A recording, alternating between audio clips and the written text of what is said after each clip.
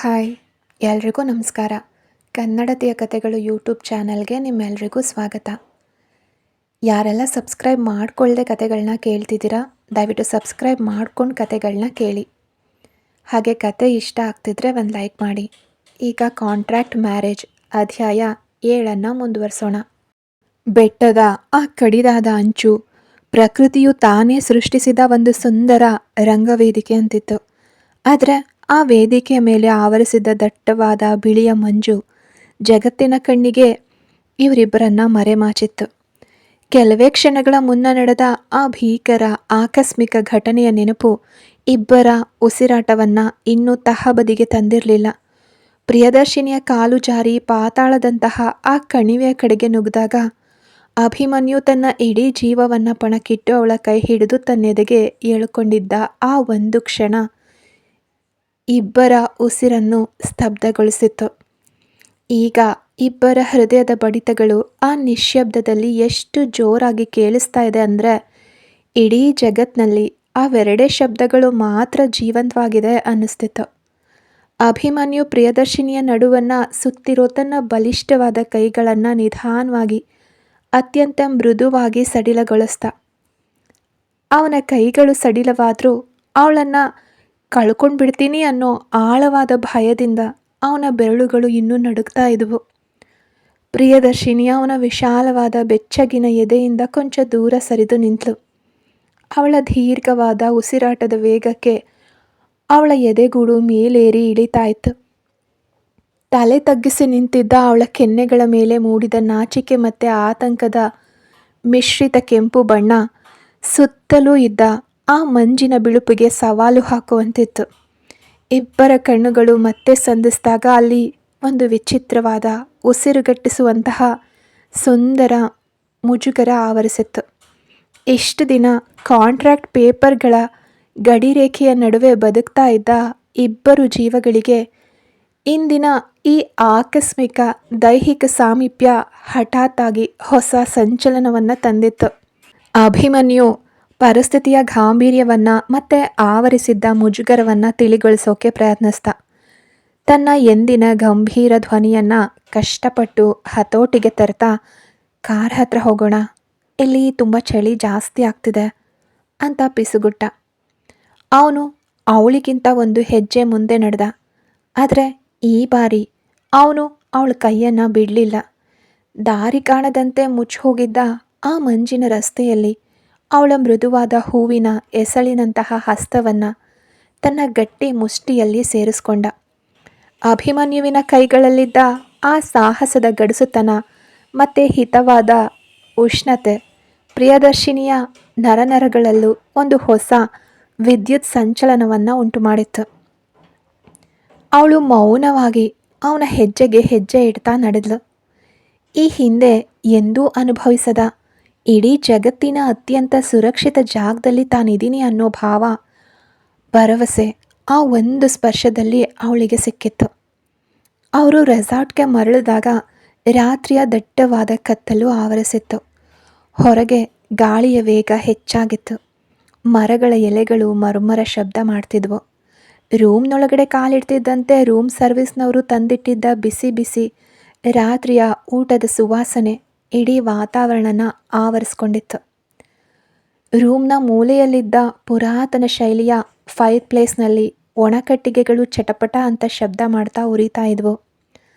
ಆ ಕೆಂಡದ ಕೆಂಪು ಕಿತ್ತಳೆ ಬಣ್ಣದ ಬೆಳಕು ಇಡೀ ರೂಮ್ನ ಗೋಡೆಗಳ ಮೇಲೆ ವಿಚಿತ್ರವಾದ ಮಾಂತ್ರಿಕ ನೆರಳುಗಳನ್ನು ಸೃಷ್ಟಿಸ್ತಿತ್ತು. ಆ ಬೆಳಕಿನಲ್ಲಿ ರೂಮಿಗೆ ಒಂದು ಹಿತವಾದ ಮಾದಕ ಮತ್ತು ಆತ್ಮೀಯ ಉಷ್ಣತೆ ಲಭಿಸಿತ್ತು. ಪ್ರಿಯದರ್ಶಿನಿ ನೇರವಾಗಿ ಕಿಟಕಿಯ ಬೃಹತ್ ಗಾಜಿನ ಬಳಿ ಹೋಗಿ ನಿಂತಳು. ಹೊರಗಿನ ಚಳಿಗೆ ಗಾಜಿನ ಮೇಲೆ ಮಂಜಿನ ಹನಿಗಳು ಕವಿದಿದ್ವು. ಅವಳು ತನ್ನ ಕೋಮಲವಾದ ಬೆರಳುಗಳಿಂದ ಆ ಗಾಜನ್ನು ಲಘುವಾಗಿ ಒರೆಸಿ ಹೊರಗಡೆ ನೋಡಿದ್ಲು. ದೂರದಲ್ಲಿ ಮಂಜಿನ ನಡುವೆ ನಕ್ಷತ್ರಗಳಂತೆ ಮಿನುಗ್ತಾ ಇದ್ದ ಬೆಟ್ಟದ ಮೇಲಿನ ಸಣ್ಣ ಸಣ್ಣ ದೀಪಗಳು ಅವಳಿಗೆ ತನ್ನ ಬದುಕಿನ ಏರಿಳಿತಗಳನ್ನು ನೆನಪಿಸ್ತಿದ್ವು. ಆ ದೀಪಗಳಂತೆ ಅವಳ ಬದುಕು ಕತ್ತಲಿನಲ್ಲಿ ಎಲ್ಲೋ ಒಂದು ಕಡೆ ಸಣ್ಣ ಆಶಾಕಿರಣವನ್ನು ಹುಡುಕ್ತಿತ್ತು. ಅಷ್ಟರಲ್ಲಿ ಅಭಿಮನ್ಯು 2 ಕಪ್ ಬಿಸಿ ಬಿಸಿ ಕಾಫಿ ಹಿಡಿದು ಅವಳ ಹತ್ರಕ್ಕೆ ಬಂದ. ಬೆಂಕಿಯ ಕೆಂಡದ ಬೆಳಕು ಅವನ ತೀಕ್ಷ್ಣವಾದ ಕಣ್ಣುಗಳ ಮೇಲೆ ಬಿದ್ದು ಅವು ಮತ್ತಷ್ಟು ಆಕರ್ಷಕವಾಗಿ ಆಳವಾಗಿ ಕಾಣಿಸ್ತಿದ್ವು. ಕೋಟ್ಯಾಧಿಪತಿ ಉದ್ಯಮಿಯೊಬ್ಬ ತನಗೋಸ್ಕರ ಈ ರೀತಿ ಕಾಫಿ ತಂದಿರೋದನ್ನು ನೋಡಿ ಪ್ರಿಯದರ್ಶಿನಿಗೆ ಆಶ್ಚರ್ಯವಾಯಿತು. ಅವನು ಒಂದು ಕಪ್ಪನ್ನು ಅವಳ ಕಡೆಗೆ ಚಾಚಿದಾಗ ಅವಳು ಆಶ್ಚರ್ಯದಿಂದಲೇ ತನ್ನ ಕೈಗಳನ್ನು ಚಾಚಿ ಆ ಬೆಚ್ಚಗಿನ ಕಪ್ಪನ್ನು ಇಸ್ಕೊಂಡ್ಳು. ಅವಳ ಬೆರಳುಗಳು ಅವನ ಬೆರಳುಗಳಿಗೆ ಲಘುವಾಗಿ ತಗುಲಿದಾಗ ಇಬ್ಬರಲ್ಲೂ ಸಣ್ಣ ನಡುಕ ಉಂಟಾಯಿತು. ಅವಳು ಅವನ ಕಣ್ಣುಗಳನ್ನು ನೋಡ್ತಾ ಅತ್ಯಂತ ನಿಧಾನವಾಗಿ ಥ್ಯಾಂಕ್ಸ್ ಅಂತ ಕಣ್ಣು ಮಿಟುಕಿಸಿದ್ಲು. ಆ ಒಂದು ಪದದಲ್ಲಿ ಕೃತಜ್ಞತೆಗಿಂತ ಹೆಚ್ಚಾಗಿ ಏನೋ ಒಂದು ಹೊಸ ಭಾವನೆ ಅಡಗಿತ್ತು. ಅಭಿಮನ್ಯು ತಕ್ಷಣ ದೂರ ಹೋಗಲಿಲ್ಲ. ಅವನು ಕಿಟಕಿಗೆ ಒರಗಿ ನಿಂತು ಆ ಬೆಂಕಿಯ ಬೆಳಕಿನಲ್ಲಿ ದೇವತೆಯಂತೆ ಹೊಳಿತಾ ಇದ್ದ ಪ್ರಿಯದರ್ಶಿನಿಯ ಮುಖವನ್ನೇ ರೆಪ್ಪೆ ಮುಚ್ಚದೆ ನೋಡ್ತಿದ್ದ. ಅವಳ ಮುಖದ ಮೇಲಿದ್ದ ಮುಗ್ಧತೆ, ಅವಳ ಕಣ್ಣುಗಳಲ್ಲಿ ತುಂಬಿದ್ದ ತೇವ ಮತ್ತು ಅವಳ ತುಟಿಗಳ ಮೇಲಿದ್ದ ಮೌನ ಅವನನ್ನು ಒಳಗಿನಿಂದಲೇ ಕರಗಿಸ್ತಾ ಇತ್ತು. ಕೊನೆಗೂ ತನ್ನೊಳಗಿನ ಭಾವನೆಗಳ ಸುನಾಮಿಯನ್ನು, ಇಷ್ಟು ದಿನ ಅಹಂಕಾರದ ಮುಖವಾಡದ ಹಿಂದೆ ಬಚ್ಚಿಟ್ಟಿದ್ದ ಪ್ರೀತಿಯನ್ನು ತಡೆಯೋಕ್ಕಾಗದೆ ಅವನು ಮೌನವನ್ನು ಮುರಿದ. ಪ್ರಿಯಾ, ಅವನ ಧ್ವನಿಯಲ್ಲಿ ಎಂದೂ ಇಲ್ಲದ ಆರ್ದ್ರತೆ ಇತ್ತು. ಒಂದು ರೀತಿಯ ಗದ್ಗದಿತ ಭಾವವಿತ್ತು. ಇವತ್ತು ಅಲ್ಲಿ ಬೆಟ್ಟದ ಮೇಲೆ ನೀನು ಕೆಳಗಡೆ ಬೀಳುವಂತಾದಾಗ ನನ್ನ ಇಡೀ ಜಗತ್ತೇ ಒಂದು ಕ್ಷಣ ನಿಂತು ಹೋದ ಹಾಗೆ ಅನ್ನಿಸ್ತು. ನನ್ನ ಉಸಿರು ನನ್ನ ಗಂಟಲಲ್ಲೇ ಸಿಲುಕೊಂಡಿತ್ತು ಅಂತ ಅವನು ತನ್ನ ಕೈಯಲ್ಲಿದ್ದ ಕಪ್ಪನ್ನು ಪಕ್ಕದಲ್ಲಿದ್ದ ಟೇಬಲ್ ಮೇಲಿಟ್ಟು ಪ್ರಿಯದರ್ಶಿನಿಯ ಅತ್ಯಂತ ಹತ್ತಿರಕ್ಕೆ ಬಂದು ನಿಂತ. ಈಗ ಇಬ್ಬರ ನಡುವಿನ ಅಂತರ ಕರಗಿ ಹೋಗಿತ್ತು. ಅವಳ ಉಸಿರಾಟದ ಬಿಸಿ ಅವನ ಎದೆಗೆ ತಾಕ್ತಿತ್ತು. ಅವಳ ಕಣ್ಣುಗಳಲ್ಲಿ ತನ್ನ ಬಿಂಬವನ್ನು ನೋಡ್ತಾ ಮಾತು ಮುಂದುವರಿಸ್ತಾ ಅಭಿಮನ್ಯು, ನನ್ನ ಬದುಕಿನಲ್ಲಿ ಯಶಸ್ಸು, ಬಿಸ್ನೆಸ್, ಷೇರು ಮಾರುಕಟ್ಟೆ, ಕೋಟಿಗಳ ಸಾಮ್ರಾಜ್ಯ ಬಿಟ್ಟರೆ ನಾನು ಬೇರೆ ಯಾವುದಕ್ಕೂ ತಲೆ ಕೆಡಿಸ್ಕೊಂಡವನೇ ಅಲ್ಲ. ಸೋಲು ಅಥವಾ ಸಣ್ಣ ನಷ್ಟದ ಭಯವೂ ಕೂಡ ನನಗಿರಲಿಲ್ಲ. ನಾನು ಎಲ್ಲವನ್ನ ಹಣದಿಂದಲೇ ಅಳಿತಾ ಇದ್ದೆ. ಆದರೆ ಇವತ್ತು ನಿನ್ನನ್ನು ಕಳ್ಕೊಂಡ್ಬಿಡ್ತೀನೇನೋ ಅನ್ನೋ ಆ ಒಂದು ಸಣ್ಣ ಆಲೋಚನೆ ನನ್ನ ಎದೆಯನ್ನು ಕತ್ರಿಯಿಂದ ಸೀಳಿದಂತಾಯಿತು. ನನ್ನ ಇಡೀ ಸಾಮ್ರಾಜ್ಯ ನಿನ್ನ ಜೀವದ ಮುಂದೆ ಶೂನ್ಯ ಅನ್ನಿಸ್ತು ಪ್ರಿಯಾ ಅಂದ. ಅವನ ಕಣ್ಣುಗಳಲ್ಲಿ ನಿಷ್ಕಲ್ಮಶವಾದ ಪ್ರೀತಿ ಮತ್ತು ಪಶ್ಚಾತ್ತಾಪ ಒಟ್ಟಿಗೆ ಕಾಣಿಸ್ತಿದ್ವು. ಅವನು ಇವತ್ತು ತನ್ನ ಅಹಂಕಾರದ ಕವಚವನ್ನು ಸಂಪೂರ್ಣವಾಗಿ ಕಳಚಿಟ್ಟಿದ್ದ. ಬೆಂಗಳೂರಿನಲ್ಲಿ ಆ ಕೋಟ್ಯಾಂತರ ರೂಪಾಯಿಯ ಅರಮನೆಯಂತಹ ಮನೆಯಲ್ಲಿ ಬದುಕ್ತಿದ್ರು ನಾನು ಸದಾ ಒಂಟಿಯಾಗಿದ್ದೆ ಪ್ರಿಯಾ. ಆ ವಿಶಾಲವಾದ ರೂಮ್ನಲ್ಲಿ ನನ್ನದೇ ಹೆಜ್ಜೆಯ ಶಬ್ದ ನನಗೆ ಕೇಳಿಸ್ತಿತ್ತು. ಪ್ರತಿಯೊಬ್ಬರು ನನ್ನ ಹಣ, ನನ್ನ ಸ್ಟೇಟಸ್, ನನ್ನ ಬಿಸ್ನೆಸ್ ಪವರ್ ನೋಡಿ ನನ್ನ ಹತ್ರ ಬರ್ತಿದ್ರು. ನನ್ನ ಸುತ್ತ ಜನವಿದ್ದರೂ ನನ್ನ ಆತ್ಮ ಒಂಟಿಯಾಗಿ ಅಳ್ತಿತ್ತು. ಆದರೆ ನೀನು ಕೇವಲ ನಿನ್ನ ಹೆತ್ತವರ ಪ್ರಾಣವನ್ನು ಉಳಿಸೋದಕ್ಕಾಗಿ, ಆಸ್ಪತ್ರೆಯ ಖರ್ಚಿಗಾಗಿ ಬೇರೆ ದಾರಿ ಇಲ್ಲದೆ ಆ 1 ವರ್ಷದ ಕಾಂಟ್ರಾಕ್ಟ್ ಮದುವೆ ಒಪ್ಪಂದಕ್ಕೆ ಸಹಿ ಹಾಕಿ ಈ ನರಕಕ್ಕೆ ಬಂದೆ. ನನ್ನನ್ನು ಒಬ್ಬ ರಾಕ್ಷಸನಂತೆ ನೋಡಬೇಕಾಗಿದ್ದ ನೀನು ನನ್ನ ಅಹಂಕಾರವನ್ನೆಲ್ಲ ಸಹಿಸಿಕೊಂಡೆ. ಅವನ ಧ್ವನಿ ಇನ್ನೂ ಕಣ್ಮನ ಕರಗಿಸುವಂತಿತ್ತು. ನಾನು ನನ್ನ ಕೋಪದಿಂದ, ನನ್ನ ಅಹಂಕಾರದಿಂದ ನಿನಗೆ ಕೊಟ್ಟ ಪ್ರತಿಯೊಂದು ನೋವನ್ನು ಕೂಡ ನೀನು ಮುಖದ ಮೇಲೆ ನಗು ಇಟ್ಕೊಂಡೆ ನುಂಗ್ಕೊಂಡೆ. ನನ್ನಿಂದ ದುಡ್ಡು ಪಡೆದಿದ್ರೂ ನೀನು ನಿನ್ನ ಕರ್ತವ್ಯವನ್ನು ಮರೀಲಿಲ್ಲ. ಸಾವಿನ ದಡದಲ್ಲಿದ್ದ ನನ್ನ ಹೆತ್ತ ತಾಯಿಗೆ ನಿನ್ನ ಪ್ರೀತಿಯಿಂದ ಮರುಜೀವ ನೀಡಿದೆ. ನನ್ನ ಬಿಸ್ನೆಸ್ ಸೊಸೈಟಿಯಲ್ಲಿ ನನ್ನ ಗೌರವವನ್ನು ಕಾಪಾಡಿದೆ. ಇಷ್ಟೆಲ್ಲ ಆದಮೇಲೂ ನೀನು ನನ್ನಿಂದ ಏನನ್ನೂ ಅಪೇಕ್ಷಿಸ್ತಾ ಇಲ್ಲ. ಆ 1 ವರ್ಷ ಮುಗಿದ ತಕ್ಷಣ ನನ್ನ ಬದುಕಿನಿಂದ ದೂರ ಹೋಗೋಕೆ ಸೌಮ್ಯವಾಗಿ ಕಾಯ್ತಿದೆಯಾ ಎಂದ ಅಭಿಮನ್ಯುವಿನ ಕಣ್ಣುಗಳು ಈಗ ಪ್ರೀತಿಯಿಂದ ಸಂಪೂರ್ಣವಾಗಿ ತೇವವಾಗಿದ್ವು. ಅವನು ನಿಧಾನವಾಗಿ ತನ್ನ 2 ಕೈಗಳನ್ನು ಚಾಚಿ ಪ್ರಿಯದರ್ಶಿನಿಯ ಮೃದುವಾದ ಮುಖವನ್ನು ತನ್ನ ಬೊಗಸೆಯಲ್ಲಿ ಅತ್ಯಂತ ನಾಜೂಕಾಗಿ ತೆಗೆದುಕೊಂಡ. ಹೂವನ್ನು ಮುಟ್ಟುವಂತೆ ಅವಳ ಕೆನ್ನೆಗಳಿಗೆ ಅವನ ಕೈಗಳ ಬೆಚ್ಚಗಿನ ಸ್ಪರ್ಶವಾದಾಗ ಪ್ರಿಯದರ್ಶಿನಿ ರೋಮಾಂಚನದಿಂದ, ಒಳಪ್ರವಾಹದಂತಹ ತೀವ್ರ ಭಾವನೆಯಿಂದ ತನ್ನ ಕಣ್ಣುಗಳನ್ನು ಮುಚ್ಕೊಂಡ್ಳು. ಅವಳ ಕಣ್ರೆಪ್ಪೆಗಳ ಅಂಚಿನಿಂದ ಕಣ್ಣೀರಿನ ಹನಿಯೊಂದು ಜಾರಿ ಅಭಿಮನ್ಯುವಿನ ಹೆಬ್ಬೆರಳಿನ ಮೇಲೆ ಬಿತ್ತು. ಪ್ರಿಯಾ, ಆ ಬಿಳಿ ಕಾಗದದ ಕಾಂಟ್ರಾಕ್ಟ್ ಪೇಪರ್ಸ್ಗಳ ಮೇಲೆ ಬರೆದಿರೋ ನಿಯಮಗಳು, ಸಹಿಗಳು ಕೇವಲ ಕಾನೂನಿಗೆ ಮತ್ತು ಈ ಸಮಾಜಕ್ಕೆ ಮಾತ್ರ ಸೀಮಿತ. ಆದರೆ ನನ್ನ ಹೃದಯದ ಒಳಗೆ, ನನ್ನ ಆತ್ಮದ ಒಳಗೆ ನೀನು ಯಾವತ್ತೋ ನನ್ನ ಹೆಂಡತಿಯಾಗಿ, ನನ್ನ ಉಸಿರಾಗಿ ಅಳಿಸಲಾಗದ ಸ್ಥಾನ ಪಡೆದಿದೆಯಾ.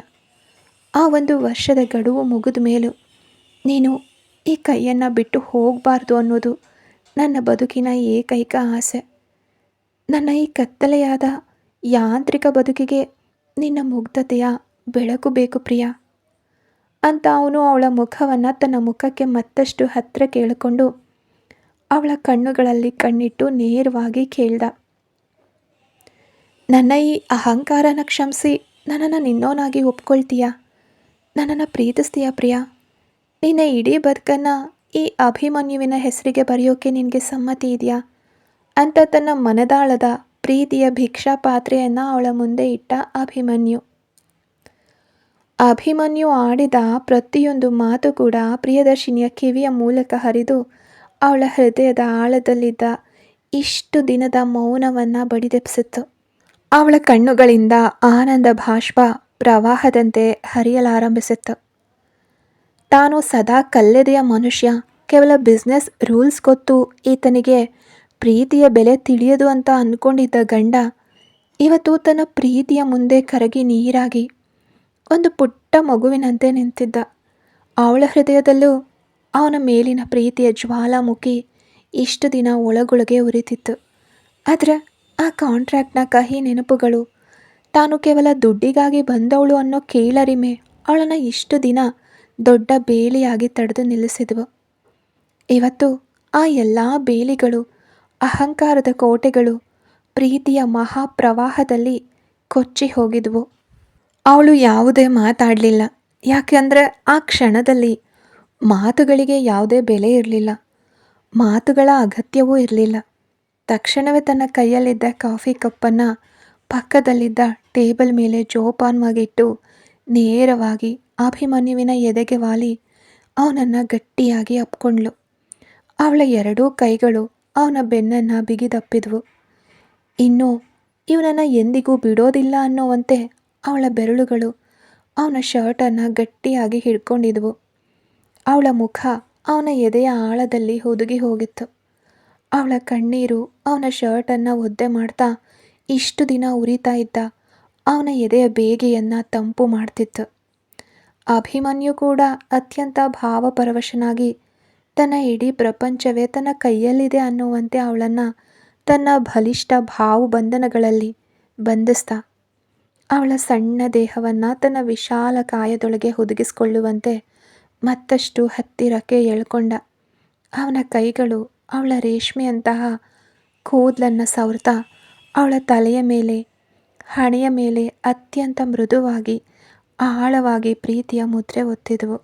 ಆ ಮುತ್ತಿನಲ್ಲಿ ಕೇವಲ ಕಾಮವಿರಲಿಲ್ಲ, ಬದಲಿಗೆ ಅವಳನ್ನು ಕಣ್ಣಿನ ರೆಪ್ಪೆಯಂತೆ ಕಾಯೋ ಪವಿತ್ರ ಭರವಸೆ ಇತ್ತು.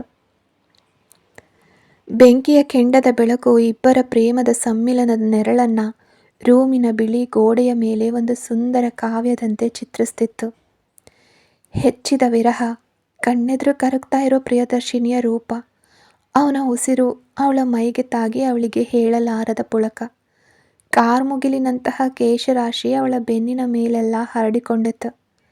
ಕೇಶರಾಶಿ ಪರಿಮಳವನ್ನು ಎದೆ ತುಂಬ ತುಂಬಿಕೊಂಡು ತನ್ನ ಉಸಿರಿನಲ್ಲಿ ಬೆರೆಸ್ಕೊಂಡ ಅಭಿಮನ್ಯು ಪ್ರಿಯದರ್ಶಿನಿಯನ್ನು ತನ್ನೆಡೆಗೆ ತಿರುಗಿಸ್ಕೊಂಡು ತನ್ನ ತುಟಿಗಳಿಂದ ಅವಳ ತುಟಿಗಳನ್ನು ಬಂಧಿಸ್ದ. ಇಬ್ಬರ ನಡುವೆ ಮಾತುಗಳಿಗೆ ಜಾಗವೇ ಇರಲಿಲ್ಲ. ಕೈಗಳ ಮೂಲಕ ಪ್ರದರ್ಶಿಸ್ತಾ ಇದ್ದ ಪ್ರೀತಿಗೆ ಅವನನ್ನು ತಡೆಯೋ ಉದ್ದೇಶ ಅವಳಿಗೂ ಇರಲಿಲ್ಲ. ನಿಲ್ಲಿಸ್ಬೇಕು ಅನ್ನೋ ಆಸೆ ಅವನಿಗೂ ಇರಲಿಲ್ಲ. ಅವಳನ್ನು ಹಾಸಿಗೆ ಮೇಲೆ ಮಲಗಿಸಿ ಹೆಬ್ಬೆರಳಿನಿಂದ ಅವಳ ತುಟಿಗಳನ್ನು ಸವರಿ, ಐ ಲವ್ ಯು ಪ್ರಿಯದರ್ಶಿನಿ, ನೀನು ನನ್ನನ್ನು ಸಂಪೂರ್ಣವಾಗಿ ಒಪ್ಕೊಂಡಿದ್ಯಾ ತಾನೆ ಅಂತ ಕೇಳ್ದ. ಆನಂದದ ಕಣ್ಣೀರು ತುಂಬಿದ ಕಣ್ಣುಗಳಿಂದ ಅಭಿಮನ್ಯುವನ್ನೇ ನೋಡ್ತಿದ್ದ ಪ್ರಿಯದರ್ಶಿನಿ ಅವನ ತುಟಿಗಳಿಗೆ ತನ್ನ ತುಟಿಗಳಿಂದ ಮುತ್ತಿಟ್ಟು, ಹಾಂ, ನಾನು ನಿಮ್ಮನ್ನು ಮನಸಾರೆ ಒಪ್ಕೊಂಡಿದ್ದೀನಿ. ನಿಮ್ಮ ಆಸ್ತಿನ ನೋಡಿ ಅಲ್ಲ, ನಿಮ್ಮ ನಿಷ್ಕಲ್ಮಶವಾದ ಮನಸ್ಸನ್ನು ನೋಡಿ. ಕಾಂಟ್ರಾಕ್ಟ್ ಮ್ಯಾರೇಜ್ ಆದರೂ ನಾವಿಬ್ಬರೂ ಒಂದೇ ರೂಮ್ನಲ್ಲಿದ್ದರೂ ನನ್ನನ್ನು ಯಾವತ್ತೂ ಕೆಟ್ಟ ದೃಷ್ಟಿಯಿಂದ ನೋಡದೆ, ಮನಸ್ಸಲ್ಲಿದ್ದದ್ದನ್ನು ಇದ್ದ ಹಾಗೆ ಯಾವುದೇ ನಾಟಕ ಆಡದೆ ಡೈರೆಕ್ಟಾಗಿ ಹೇಳ್ತಿದ್ರಲ್ಲ, ಆ ಮಾತುಗಳು ನನಗೆ ನೋವು ಕೊಟ್ಟರೂ ಕೂಡ ನಿಮ್ಮ ಆ ಗುಣವೇ ನನಗೆ ತುಂಬ ಇಷ್ಟ. ನಿಮಗೆ ಹೇಗೆ ಅನ್ನಿಸ್ತಿದೆ ಈಗ ಅಂತ ಅಭಿಮನ್ಯುವಿಗೆ ಪ್ರಶ್ನಿಸಿದ್ಲು ಪ್ರಿಯದರ್ಶಿನಿ. ಪ್ರಪಂಚದಲ್ಲಿ ನನ್ನಷ್ಟು ಸಂತೋಷದ ವ್ಯಕ್ತಿ ಇನ್ನೊಬ್ಬರಿಲ್ಲ. ಈ ಸೌಂದರ್ಯದ ಅಪ್ಸರೆ ನನ್ನವಳು, ನಾನು ಅವಳನ್ನು ಪಡ್ಕೊಂಡಿದ್ದೀನಿ ಅನ್ನೋ ಹೆಮ್ಮೆ ಬಂದಿದೆ ನನಗೆ ಅಂತ ಹೇಳ್ತಾ, ನೀನು ಖುಷಿಯಾಗಿದೆಯಾ ಅಲ್ವಾ ಅಂತ ಮತ್ತೊಮ್ಮೆ ಕೇಳ್ದ ಅಭಿಮನ್ಯು. ಅವನ ಪ್ರಶ್ನೆಗೆ ಇಬ್ಬರ ತುಟಿಗಳನ್ನು ಸೇರಿಸಿ, ಹೇಳೋಕೆ ಅಸಾಧ್ಯವಾದಷ್ಟು ಅಂತ ಮುತ್ತಿನ ಮೂಲಕ ಹೇಳಿದ್ಲು ಪ್ರಿಯದರ್ಶಿನಿ. ಬಳ್ಳಿಯಂತಹ ಅವಳನ್ನು ಆವರಿಸಿಕೊಂಡ ಅಭಿಮನ್ಯು. ರೂಮಿನ ತುಂಬೆಲ್ಲ ಬಿಸಿಯಾದ ಉಸಿರು, ಒಂದಕ್ಕೊಂದು ಹೆಣೆದುಕೊಂಡ ಶರೀರಗಳು, ಬೆವರಿನಿಂದ ಒದ್ದೆಯಾದ ಅವಳ ಕೂದಲು, ಸುಸ್ತಾದ ಅವಳ ಮುಖಕ್ಕೆ ಮೃದುವಾಗಿ ಮುತ್ತಿಟ್ಟ ಅಭಿಮನ್ಯು. ಅವನ ಭಾರ, ಪ್ರೀತಿ, ಇಷ್ಟ, ಬಯಕೆಯನ್ನು ಮನಸಾರೆ ಸಹಿಸ್ಕೊಳ್ತಾ ಅವನಲ್ಲಿ ಐಕ್ಯವಾದ್ಲು ಅವಳು. ಆ ಕೊರೆಯುವ ಹೆಪ್ಪುಗಟ್ಟುವಂಥ ಚಳಿಯ ರಾತ್ರಿಯಲ್ಲಿ ರೂಮಿನ ಬೆಚ್ಚಗಿನ ವಾತಾವರಣದ ನಡುವೆ ಇಬ್ಬರ ಜಂಟಿ ಜೀವಗಳು ಒಂದಾಗಿ ಲಯಬದ್ಧವಾಗಿ ಬಡ್ಕೊಳ್ತಾ ಇದ್ವು. ಇಬ್ಬರ ಉಸಿರಾಟದ ವೇಗ ಒಂದೇ ಆಗಿತ್ತು. ಕಾಂಟ್ರಾಕ್ಟ್ ಮದುವೆ ಅನ್ನೋ ಒಣ ಮರುಭೂಮಿಯ ಕಲ್ಲು ದಾರಿಯಲ್ಲಿ ಆರಂಭವಾದ ಇವರ ಪಯಣ ಇವತ್ತು ಎಂದೂ ಮುಗಿಯದ ಸಾವಿಲ್ಲದ ಅಮರ ಪ್ರೇಮ ಕಾವ್ಯವಾಗಿ ಬದಲಾಗಿತ್ತು. ಆ ರಾತ್ರಿ ಕೇವಲ ಇಬ್ಬರು ವ್ಯಕ್ತಿಗಳು ಒಂದಾಗಲಿಲ್ಲ, ಬದಲಿಗೆ ಎರಡು ವಿಭಿನ್ನ ಜಗತ್ತುಗಳು ಪ್ರೀತಿಯ ಹೆಸರಿನಲ್ಲಿ ಶಾಶ್ವತವಾಗಿ ಲೀನವಾಗಿದ್ವು. ಮಾರನೇ ದಿನ ಆ ಹಿಮದ ಅಂಚಿನಲ್ಲಿ ಒಂದಾಗಿದ್ದ ಹೃದಯಗಳ ಸವಿ ನೆನಪನ್ನು ತನ್ನ ಒಡಲಲ್ಲಿ ಹೊತ್ತು ಆ ಪ್ರೇಮ ವಿಮಾನ ಬೆಂಗಳೂರಿನ ಕಡೆಗೆ ಹಾರಿತ್ತು. ಕೆಂಪೇಗೌಡ ಅಂತಾರಾಷ್ಟ್ರೀಯ ವಿಮಾನ ನಿಲ್ದಾಣದ ರನ್ವೇ ಮೇಲೆ ವಿಮಾನ ಬಂದು ಇಳಿದಾಗ ಹೊರಗೆ ಬೆಂಗಳೂರಿನ ಎಂದಿನ ಹಿತವಾದ ತಂಗಾಳಿ ಇವರನ್ನು ಸ್ವಾಗತಿಸಿತ್ತು. ಆದರೆ ಈ ಬಾರಿಯ ಪ್ರಯಾಣ ಮುಂಚಿನ ಎಲ್ಲ ಪ್ರಯಾಣಗಳಿಗಿಂತ ಸಂಪೂರ್ಣವಾಗಿ ಭಿನ್ನವಾಗಿತ್ತು. ಮುಂಚೆ ಇವರಿಬ್ಬರು ಜೊತೆಯಾಗಿ ಪ್ರಯಾಣಿಸುವಾಗ ನಡುವೆ ಮೈಲುಗಳಷ್ಟು ದೂರದ ಮೌನವಿರ್ತಿತ್ತು, ಕಣ್ಣುಗಳಲ್ಲಿ ಅಪರಿಚಿತ ಭಾವವಿರ್ತಿತ್ತು. ಆದರೆ ಇಂದು ಪರಿಸ್ಥಿತಿ ಬದಲಾಗಿತ್ತು. ವಿಮಾನ ನಿಲ್ದಾಣದಿಂದ ಹೊರಟ ಐಷಾರಾಮಿ BMW ಕಾರಿನ ಮುಂಭಾಗದ ಡ್ರೈವರ್ ಸೀಟ್ನಲ್ಲಿ ಅಭಿಮನ್ಯು ಮತ್ತು ಪ್ರಿಯದರ್ಶಿನಿ ಅಕ್ಕಪಕ್ಕದಲ್ಲೇ ಕೂತಿದ್ರು. ಅಭಿಮನ್ಯು ತನ್ನ ಎಡಗೈಯನ್ನು ಸ್ಟಿಯರಿಂಗ್ನಿಂದ ತೆಗೆದು ಪಕ್ಕದಲ್ಲೇ ತನ್ನದೇ ಆಲೋಚನೆಯಲ್ಲಿ ಮುಳುಗಿದ್ದ ಪ್ರಿಯದರ್ಶಿನಿಯ ಮೃದುವಾದ ಎಡಗೈಯನ್ನು ಅತ್ಯಂತ ಪ್ರೀತಿಯಿಂದ ತನ್ನ ಗಟ್ಟಿ ಮುಷ್ಟಿಯಲ್ಲಿ ಸೇರಿಸ್ಕೊಂಡ. ಅವಳ ಕೈಯನ್ನು ಕೇವಲ ಹಿಡ್ಕೊಳ್ಳಿಲ್ಲ, ಬದಲಿಗೆ ಇನ್ನು ಮುಂದೆ ನೀನು ನನ್ನವಳು ಅನ್ನೋ ಹಕ್ಕಿನಿಂದ ಅವಳ ಬೆರಳುಗಳ ನಡುವೆ ತನ್ನ ಬೆರಳುಗಳನ್ನು ಪೋಣಿಸಿ ಬಿಗಿಗೊಳಿಸ್ದ. ಪ್ರಿಯದರ್ಶಿನಿ ದಿಢೀರನೆ ಉಂಟಾದ ಈ ಸ್ಪರ್ಶಕ್ಕೆ ಲಘುವಾಗಿ ನಡುಗಿ ಅವನ ಕಡೆಗೆ ನೋಡಿದ್ಲು. ಅಭಿಮನ್ಯು ರಸ್ತೆಯ ಕಡೆಗೆ ನೋಡ್ತಲೇ ಅವಳ ಕೈಯನ್ನು ಎತ್ತಿ ತನ್ನ ತುಟಿಗಳ ಹತ್ರ ತಂದು ಅವಳ ಮುಂಗೈ ಮೇಲೆ ಅತ್ಯಂತ ಹಿತವಾಗಿ ಮುತ್ತಿಟ್ಟ. ಅವನ ತುಟಿಗಳ ಆ ಬೆಚ್ಚಗಿನ ಸ್ಪರ್ಶ ಪ್ರಿಯದರ್ಶಿನಿಯ ನರನರಗಳಲ್ಲೂ ಒಂದು ರೋಮಾಂಚನದ ಅಲೆಯನ್ನು ಎಬ್ಬಿಸಿತ್ತು. ಇಬ್ಬರ ಕಣ್ಣುಗಳಲ್ಲೂ ಪರಸ್ಪರರ ಮೇಲಿದ್ದ ಹಕ್ಕು, ಕಳೆದು ಹೋದ ದಿನಗಳ ಪಶ್ಚಾತ್ತಾಪ ಮತ್ತು ನಿಷ್ಕಲ್ಮಶವಾದ ಪ್ರೀತಿಯ ಹೊಸ ಕಳೆ ಎದ್ದು ಕಾಣ್ತಿತ್ತು. ಇಷ್ಟು ದಿನ ಇವರ ನಡುವೆ ಇದ್ದ ಕಾಂಟ್ರಾಕ್ಟ್ ಅನ್ನೋ ಅದೃಶ್ಯ ಗೋಡೆ ಸಂಪೂರ್ಣವಾಗಿ ಕರಗಿ ನೀರಾಗಿತ್ತು. ಕಾರು ಹೆದ್ದಾರಿಯನ್ನು ದಾಟಿ ಬೆಂಗಳೂರಿನ ಪ್ರತಿಷ್ಠಿತ ಬಡಾವಣೆಯಲ್ಲಿರೋ ಅನಂತ್ ನಿವಾಸದ ಭವ್ಯವಾದ ಮತ್ತು ಹಸಿರಿನಿಂದ ಕಂಗೊಳಿಸ್ತಾ ಇದ್ದ ಬೃಹತ್ ಗೇಟ್ ದಾಟಿ ಒಳಗಡೆ ಬಂದು ನಿಂತಿತ್ತು. ಕಾರಿನ ಸದ್ದು ಕೇಳಿಸ್ತಿದ್ದಂತೆ ಮನೆಯೊಳಗಡೆ ಹರಕೆ ಹೊತ್ತು ಕಾಯ್ತಿದ್ದ ವೀಣಾ ಅವರು ಮುಖದ ತುಂಬ ತಾಯ್ತನದ ನಗುವನ್ನು ಚೆಲ್ತಾ ಕೈಯಲ್ಲಿ ಆರತಿ ತಟ್ಟೆಯನ್ನು ಹಿಡಿದು ಸರಗರದಿಂದ ಹೊರಗಡೆ ಬಂದರು. ಅವರ ಹಿಂದೆಯೇ ಹಸನ್ಮುಖನಾಗಿ ನಗ್ತಾ ತಂದೆಯ ಹೆಮ್ಮೆಯಿಂದ ಅನಂತ್ ಅವರು ಕೂಡ ಗಂಭೀರ ಹೆಜ್ಜೆಗಳನ್ನಿಡ್ತಾ ನಡೆದು ಬಂದರು. ಅಭಿಮನ್ಯು ಕಾರಿನಿಂದ ಇಳಿದು ತಾನೇ ಮುನ್ನಡೆದು ಹೋಗಿ ಪ್ರಿಯದರ್ಶಿನಿ ಇದ್ದ ಕಡೆಯ ಕಾರಿನ ಬಾಗ್ಲನ್ನು ತೆರೆದ. ಅವಳು ಇಳಿಯುವಾಗ ತನ್ನ ಕೈಯನ್ನು ಆಸರೆಯಾಗಿ ನೀಡಿದ. ಇಬ್ಬರೂ ಹೆಜ್ಜೆಗೆ ಹೆಜ್ಜೆ ಇಡ್ತಾ ಒಬ್ರನ್ನೊಬ್ರು ಪ್ರೀತಿಯಿಂದ ನೋಡ್ಕೊಳ್ತಾ ಒಟ್ಟಿಗೆ ನಡೆದು ಬರ್ತಿರೋದನ್ನ ಕಂಡ ವೀಣಾ ಅವರ ತಾಯಿಯ ಕಣ್ಣುಗಳಿಗೆ ಆನಂದ ಬಾಷ್ಪ ತುಂಬಿ ಬಂತು.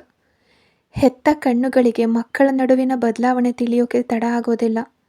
ಇಬ್ಬರ ನಡುವೆ ಇದ್ದ ಆ ಹಳೆಯ ತಣ್ಣನೆಯ ಮಂಜಿನ ಗೋಡೆ ಕರಗಿ ಹೋಗಿರೋದನ್ನ ಅವರಿಬ್ರು ನಿಜವಾದ ಪ್ರೇಮಿಗಳಂತೆ, ಆದರ್ಶ ದಂಪತಿಗಳಂತೆ ಪರಸ್ಪರ ನೋಡ್ಕೊಂಡು ಮುಗುಳ್ನಾಗ್ತಾ ಇರೋದನ್ನ ವೀಣಾ ಅವರು ಕ್ಷಣಾರ್ಧದಲ್ಲಿ ಗುರುತಿಸ್ಬಿಟ್ರು. ಬನ್ನಿ ಮಕ್ಳೇ, ದೃಷ್ಟಿ ತೆಗೆದು ಒಳಗಡೆ ಕರ್ಕೋತೀನಿ. ನನ್ನ ಕಣ್ಣೇ ಬಿದ್ದುಬಿಡೋ ಹಾಗೆ ಕಾಣ್ತಾ ಇದ್ದೀರಾ ಇಬ್ಬರು ಒಟ್ಟಿಗೆ ಅಂತ ವೀಣಾ ಅವರು ಅತ್ಯಂತ ಪ್ರೀತಿಯಿಂದ ಆರತಿ ಎತ್ತಿದ್ರು. ಕೆಂಪು ನೀರಿನ ಆರತಿಯ ಬೆಳಕು ಪ್ರಿಯದರ್ಶಿನಿಯ ಮುಖದ ಮೇಲೆ ಇದ್ದ ನಾಚಿಕೆಯ ಕೆಂಪು ಬಣ್ಣವನ್ನು ಮತ್ತಷ್ಟು ಎದ್ದು ಕಾಣುವಂತೆ ಮಾಡಿತ್ತು. ಆರತಿ ಮುಗಿತಾ ಇದ್ದಂತೆ ಪ್ರಿಯದರ್ಶಿನಿ ಮತ್ತು ಅಭಿಮನ್ಯು ಒಟ್ಟಿಗೆ ಬಾಗಿ ವೀಣಾ ಮತ್ತು ಅನಂತ್ ಅವರ ಕಾಲಿಗೆ ಬಿದ್ದು ಆಶೀರ್ವಾದ ಪಡೆದ್ರು. ವೀಣಾ ಅವರು ಇಬ್ಬರ ತಲೆ ಮೇಲೂ ಕೈ ಇಟ್ಟು ದೀರ್ಘ ಸುಮಂಗಲಿಯಾಗಿ ಬಾಳು ಮಗಳೇ, ನಿಮ್ಮ ಸಂಸಾರ 100 ಕಾಲ ಹೀಗೆ ಹಸನಾಗಿರಲಿ ಅಂತ ಹರಸಿದ್ರು. ಇನ್ನು ಅನಂತ್ ಅವರು ಅಭಿಮನ್ಯುವಿನ ಹೆಗಲ ಮೇಲೆ ಗಟ್ಟಿಯಾಗಿ ಕೈ ಇಟ್ಟು ಒಳಗಡೆಗೆ ನಡ್ಕೊಂಡು ಬರ್ತಾ, ಏನೋ ಅಭಿ, ಮುಕ್ತಲ್ಲಿ ತುಂಬ ನೆಮ್ಮದಿ ಕಾಣಿಸ್ತಿದೆ.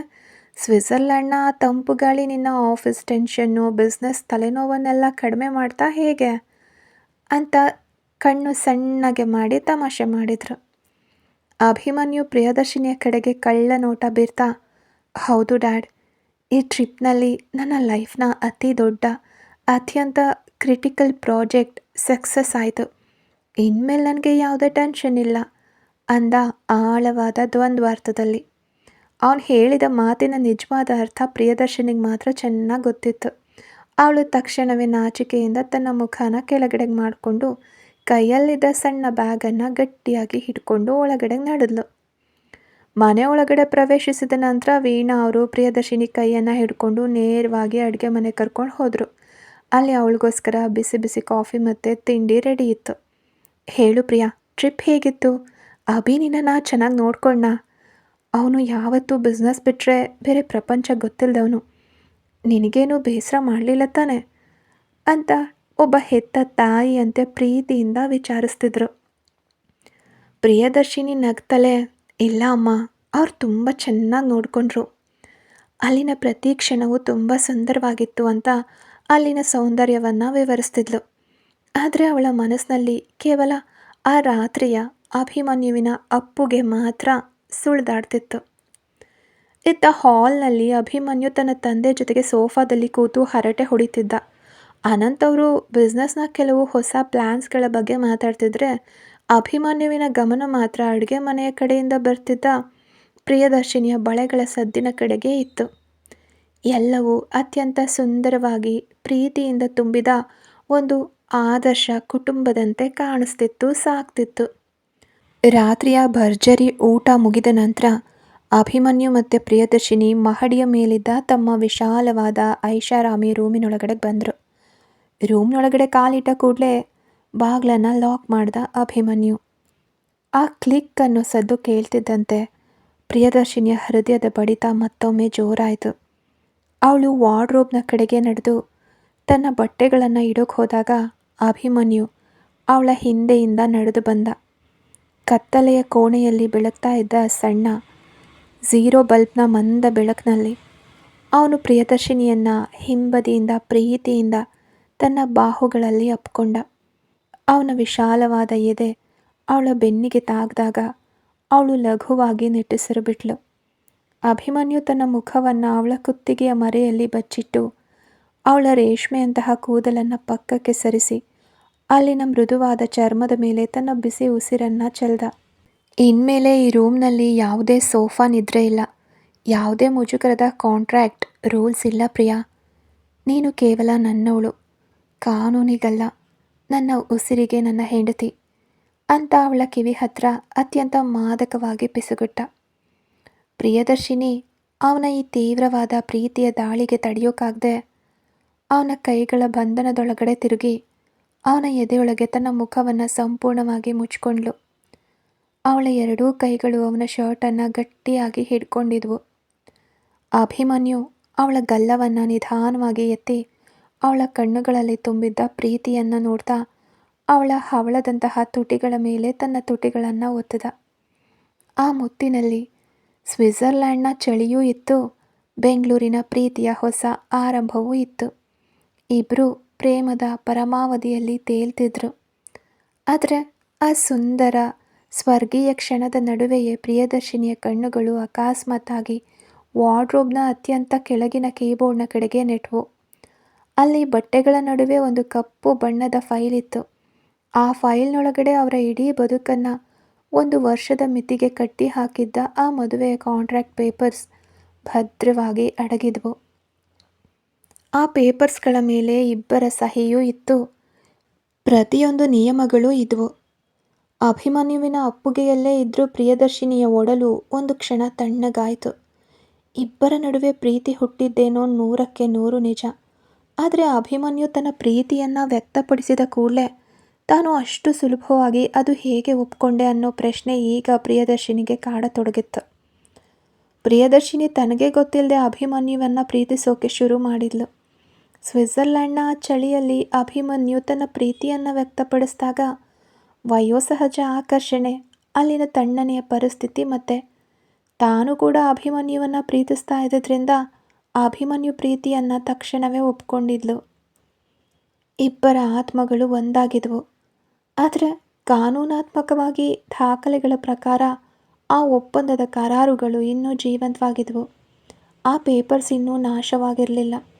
ಅದಕ್ಕಿಂತಲೂ ಮಿಗಿಲಾಗಿ ಅವಳ ಮನಸ್ಸನ್ನು ತೀವ್ರವಾಗಿ ಕೊರೆಯಲಾರಂಭಿಸಿದ ಪ್ರಶ್ನೆ ಅಂದರೆ, ಅಭಿಮನ್ಯು ತನ್ನ ಪ್ರೀತಿಯನ್ನು ವ್ಯಕ್ತಪಡಿಸಿದ ಕೂಡಲೇ ತಾನು ಒಪ್ಕೊಂಡಿದ್ದಕ್ಕೆ ಅಭಿಮನ್ಯುವಿನ ಮನಸ್ಸಿನಲ್ಲಿ ತನ್ನ ಬಗ್ಗೆ ಯಾವ ರೀತಿಯ ಭಾವನೆ ಮೂಡಿರಬಹುದು?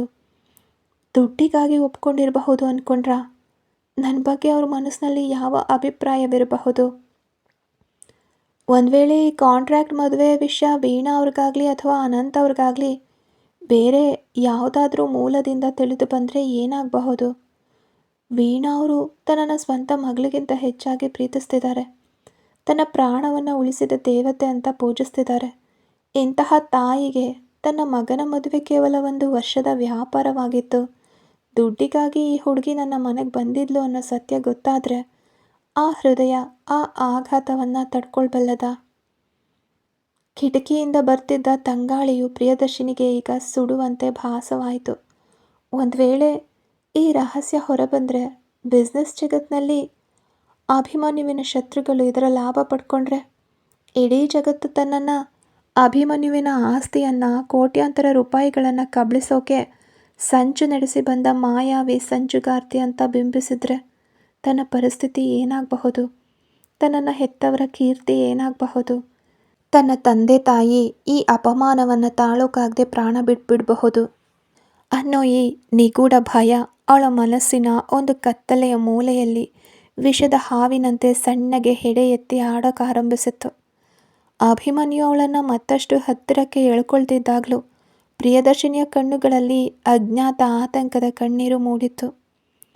ಇವತ್ತು ಪ್ರೀತಿಯ ಅರಮನೆಯಲ್ಲಿ ನಿಂತಿದ್ರೂ ಆ ಕಾಂಟ್ರಾಕ್ಟ್ ಪೇಪರ್ಸ್ ಅನ್ನೋ ರಹಸ್ಯ ಮುಂದಿನ ದಿನಗಳಲ್ಲಿ ಇವರ ಈ ಸುಂದರ ನವೀನ ಪ್ರೇಮ ಕಾವ್ಯಕ್ಕೆ ಮಹಾಕಂಟಕವಾಗಿ ಆಹುತಿ ತೆಗೆದುಕೊಳ್ಳಲಿದೆಯಾ ಅನ್ನೋ ಪ್ರಶ್ನೆ ಅವಳ ಉಸಿರನ್ನು ಗಟ್ಟಿಯಾಗಿಸಿತ್ತು. ಕತೆ ಮುಂದುವರಿಯುತ್ತೆ. ಇನ್ಮೇಲೆ ಪ್ರತಿದಿನ ಬೆಳಗ್ಗೆ 11 ಗಂಟೆಗೆ ಎಪಿಸೋಡ್ಸ್ ಬರುತ್ತೆ. ಯಾರೆಲ್ಲ ಸಬ್ಸ್ಕ್ರೈಬ್ ಮಾಡ್ಕೊಳ್ಳದೆ ಕತೆ ಕೇಳ್ತಿದ್ದೀರಲ್ವ, ಅವರೆಲ್ಲ ದಯವಿಟ್ಟು ಸಬ್ಸ್ಕ್ರೈಬ್ ಮಾಡ್ಕೊಂಡು ಕತೆಗಳನ್ನ ಕೇಳಿ. ಕತೆ ಇಷ್ಟ ಆಗ್ತಿದ್ರೆ ಒಂದು ಲೈಕ್ ಮಾಡಿ.